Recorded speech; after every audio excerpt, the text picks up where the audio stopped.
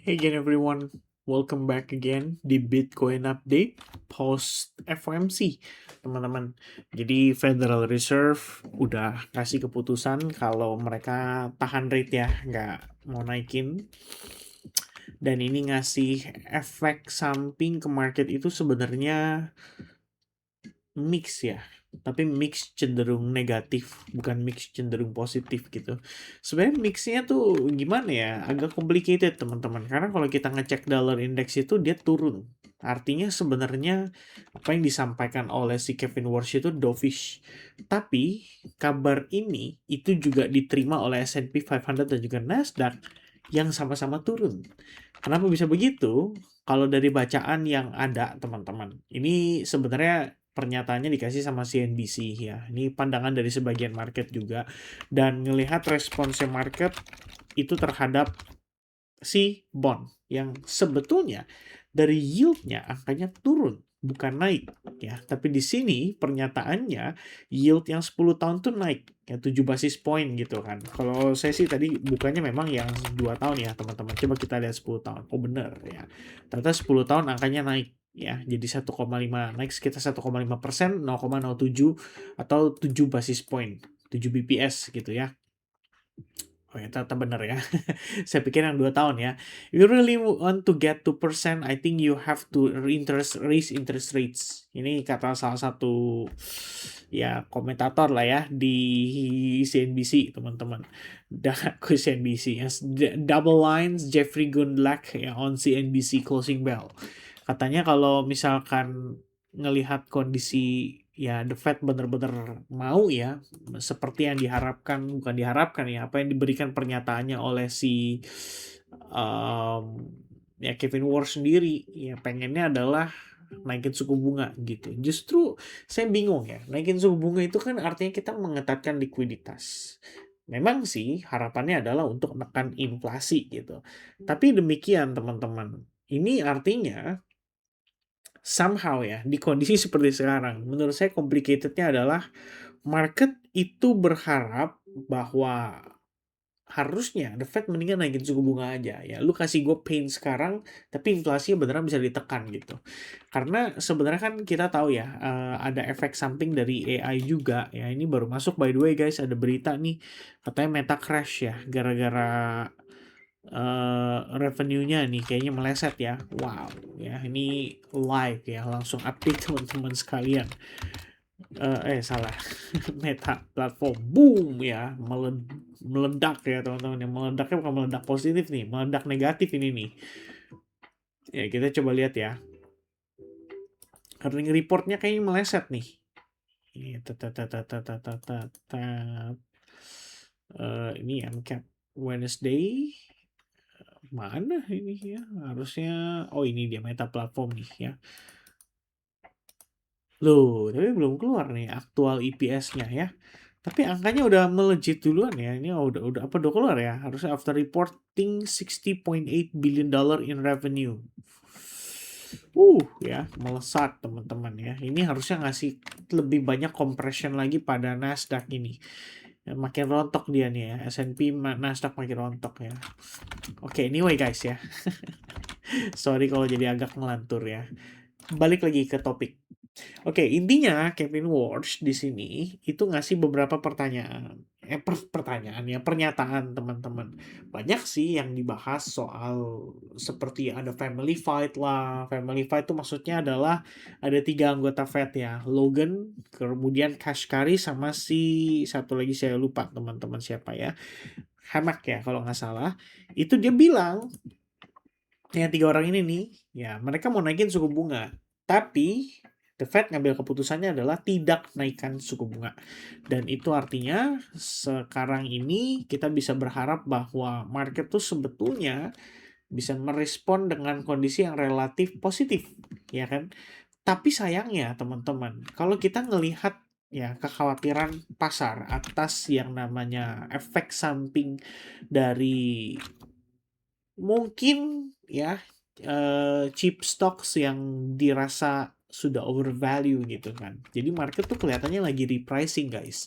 Ya repricing nih ngelihat bahwa ternyata ini nggak sesuai ekspektasi kita loh ya. Kita berharap hasilnya bagus, kita berharap earningnya oke banget gitu. Tapi kenyataannya nggak begitu. Yang terjadi adalah kita ngelihat dia konsolidasi sempat lama ya, mirip seperti yang terjadi di 2025 juga ya, itu sekitaran di akhir tahun ya, Oktober sampai dengan Januari, akhirnya di awal tahun baru akhirnya kita ngelihat ada koreksi gitu.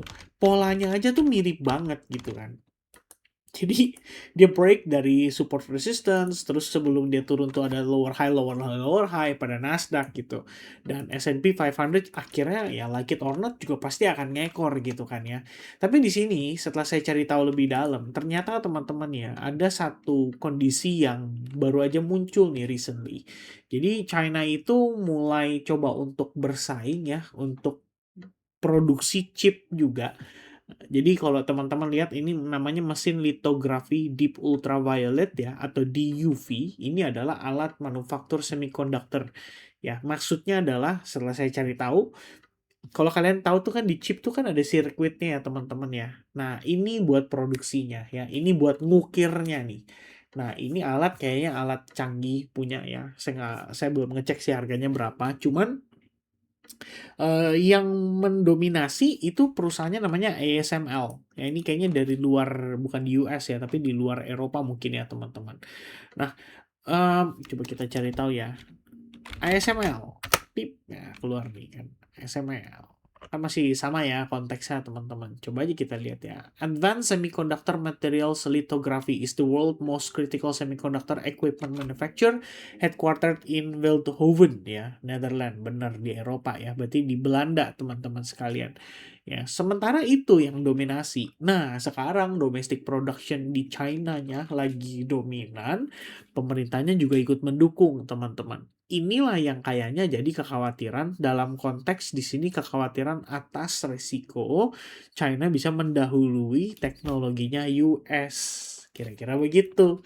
Dari situ kalau kita lihat pressure-nya muncul ya, dan ada pun perusahaan Korea Selatan ya, di sini SK Hynix ya, di sini adalah salah satu perusahaan chip maker juga dari Korsel, sama rontok juga sahamnya teman-teman during Asian session. Jadi market ini udah mulai repricing ya, mulai kelihatan bahwa menanggapi earning yang mungkin terlihat dalam beberapa waktu terakhir ternyata tidak sesuai harapan mereka ya. Dalam artian bagus sih bagus, tapi nggak seperti harapan atau bayangan sempurnanya mereka. Jadi yang akhirnya terjadi adalah market itu melakukan repositioning atas saham-saham tersebut. Dan kalau kita lihat sebelumnya kan industrial average sempat positif ya, tapi hari ini ikut tertekan juga itu kan.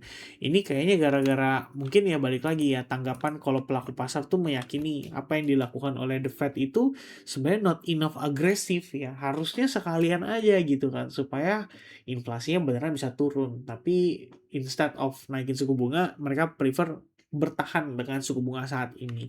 Dan itu yang men-trigger kenaikan yield juga tuh mungkin pada 10 tahunnya teman-teman. Ya, overall sebenarnya market juga expecting kalau di periode September itu bisa jadi masih tahan loh. Ya, jadi kemarin itu kita ngelihat angkanya kan naik ya di antara naikin suku bunga 25 BPS atau 50 BPS. Hari ini berubah, guys. Yang nahan itu 46,8%. Yang naikin 25 BPS 53,2%. Ya tentu saja ini volatile, masih ada Jackson Hole juga di Agustus. Jadi saya pikir terlalu awal kalau kita langsung mengambil kesimpulan ya bahwa September tahan gitu kan. Atau ada kemungkinan tahan gitu. Tapi sekarang narasinya beda. Kalau ditahan justru khawatirnya inflasi ini bukan transitory, jadi bisa kepanjangan teman-teman naiknya gitu. Ya emang market ini agak complicated ya, naik turun guys ya. Tapi satu lagi yang menambahkan pressure juga adalah pernyataan Trump. Jadi sesaat setelah wars, Trump kemudian memberikan pernyataan baru ya, dia mau anggota Kongres menambah tarif untuk Iran dan juga sanction untuk si Rusia. Plus kalau kita lihat di sini juga Trump sendiri ya kembali memberikan ancaman ya, diancam lagi kalau Iran akan dibumi hanguskan, akan diserang lebih keras lagi dan bla bla bla gitu. Itu jam 2:22. Jadi kalau kita lihat candlenya juga memang after Kevin Walsh itu memberikan press conference itu agak naik, tapi setelah Trump juga naik podium ya, juga mulai ngomong ya, bukan naik podium sih, tapi dia di tempat duduknya teman-teman. Tadi saya ada sempat ngecek lihat live streamingnya, langsung turun juga marketnya ya. Jadi kita ngelihat kondisi ini tidak lepas dari Trump juga ya. Nah guys, at the end of the day, apa yang kita bisa expect pada Bitcoin gitu ya. Kalau kita lihat Bitcoin price action, itu sebenarnya on the daily time frame relatif oke loh. Sempat ketahan kemarin guys dengan adanya pin bar. Dan seperti yang saya bilang waktu live ya, ini kita masih inside bar gitu. Hari ini penentuan nih antara dia keluar atau enggak tuh. Kalau dia masih ditahan di atas 63.700 aja by closing di jam 7 pagi, ini masih menarik. Berarti Bitcoin adalah salah satu yang flat, tidak terlalu merespons ya market yang saat ini sangat-sangat khawatir untuk saham-saham chip itu ya teman-teman. Dan sementara Bitcoin ya chill aja, kita santai aja gitu ya, nggak mau terlalu pusing gitu. Nah guys, kalau kita lihat dari structure di 1 hour, ini sebenarnya mix. Ya, saya ngomong dulu fair-fairan. Kita masih punya demand dari previous structure di sini. Ya, dia belum tembus. Ya, ini juga kan titik reversalnya kemarin di situ. Ya, dia mulai bangkit tuh, dia mulai bangun gitu kan ya. Nah, sekarang posisi kita itu sebenarnya kalau kita compare dengan Nasdaq yang dia create lower low, tapi Bitcoin nggak create lower low, saya jadi timbul kecurigaan teman-teman. Yang pertama adalah Bitcoin memang dia bisa tahan banting, atau yang kedua, Bitcoin itu belum kebagian jatahnya. Jatahnya kapan? After New York close. Jadi begitu market sudah selesai pricing in buat Nasdaq dan S&P, nextnya adalah Bitcoin yang jadi sasaran.